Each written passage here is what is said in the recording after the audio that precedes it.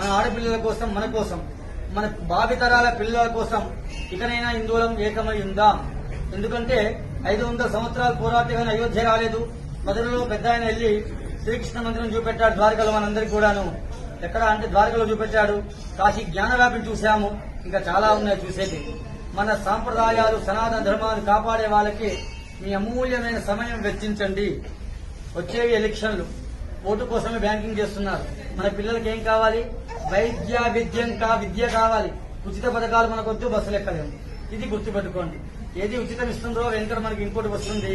మన ధర్మం కాపాడే వాళ్ళకే మనం అండగా నిలబడదాం. సనాతన ధర్మాన్ని ఎవరు కాపాడితే వారికే అండగా ఉందా.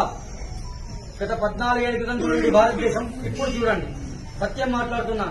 ఒకప్పుడు భారతదేశం చూస్తే, శ్రీలంకను చూస్తే మనం కులాల్లో విడిపోయాం. ఇక్కడికి ఇంతమంది వచ్చారు, అభిషేకం చేశాను. ఎవరిని కులం అడిగానా? నేను గోత్రం మాత్రమే అడిగాను. కులం ఎక్కడ పుట్టిందో మీరే చూసుకోండి. మనకు కావాల్సిన రిజర్వేషన్ లేని చదువు కావాలి. మనం అఖండ భారతం నిర్మించుకుందాం. ప్రపంచ స్థాయిలోనే భారతదేశానికి కర్మభూమిగా, వేద భూమిగా గుర్తింపు ఉన్నది. దీన్ని మనందరం కాపాడుకుందాం. పాశ్చాత్యక పోయి ఉన్న సంస్కృతిని ఎవరు నాశనం చేయకండి. మన సాంప్రదాయం చాలా గొప్పది, తెలుసుకోండి. మన పిల్లలకు తెలపండి. మన విద్య కూడా ఒకప్పుడు వేరే వారి చేతిలో ఉండేది. అందువల్ల అక్బరు, బాబరు వీళ్ళందరూ మనకు వచ్చారు. మనల్ని పరిపాలించిన రాజు మనకి ఎవరికీ తెలియదు. ఇంకా సీతమ్మ తెలియదు, ఇంకో అమ్మ తెలియదు. ఎవరో తెలుసు. మత మార్పులు చేసిన వాళ్ళందరూ మనకి బాగా పరిచితులు అయ్యారు. కానీ ధర్మాన్ని కాపాడే వాళ్ళకి మాత్రమే మీరు అండగా ఉండవలసిందిగా ప్రార్థన, రిక్వెస్ట్, నమస్కారం కూడా చేస్తారు.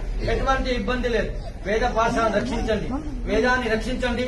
గోమాత సనాతన ధర్మానికి వేసి ధర్మాన్ని గెలిపించండి. ధర్మ మార్గంలో ఉండండి. ఆ భగవంతుని యొక్క అనుగ్రహాన్ని పొందండి. దేవుడు లేదనుకుందాం. అమెరికాలో ఎవరో ఉన్నారు. అక్కడి నుంచి ఫోన్ చేస్తే ఎలా వస్తుంది అంతరంగాల్లో? చెప్పండి. అక్కడ మాట్లాడుతున్నామా లేదా? మనిషిని మనం చూడట్లేదు కదా, ఫోన్లోనే మాట్లాడుతున్నాం. అవునా కాదా? అక్కడ మనిషి అలా ఉంటే మనం సంతోషపడుతున్నాం. భగవంతునికి చేసే అర్చన కూడా అలానే ఉంటుంది. స్వామి సత్ఫలితాన్ని ఇస్తాడు. ఎక్కడ లేదు చెప్పండి? జలంలో ఈశ్వరుడు ఉన్నాడు, గాలిలో వాయులింగేశ్వరుడు ఉన్నాడు, అగ్నిలో అరుణాచలేశ్వరుడు ఉన్నాడు, జలంలో జంబుకేశ్వరుడు ఉన్నాడు, పృథివీలో కాంచీపురం పృథివీలింగం ఉన్నది, మరియు ఆకాశలింగం చిదంబరమై పంచభూత లింగమై ఈశ్వరుడే ఉన్నాడు. మొత్తం వ్యాపించి ఉన్నవాడే ఈశ్వరుడు. అతన్ని సనాతన ధర్మాన్ని మనం కాపాడాలి. మనకు శక్తి ఇచ్చినాడు. కావున అందరం ఏకమై ఉందాం. గుడికి వచ్చేటప్పుడు సాంప్రదాయ దుస్తుల్లో వద్దాం. ధర్మాన్ని కాపాడదాం. మన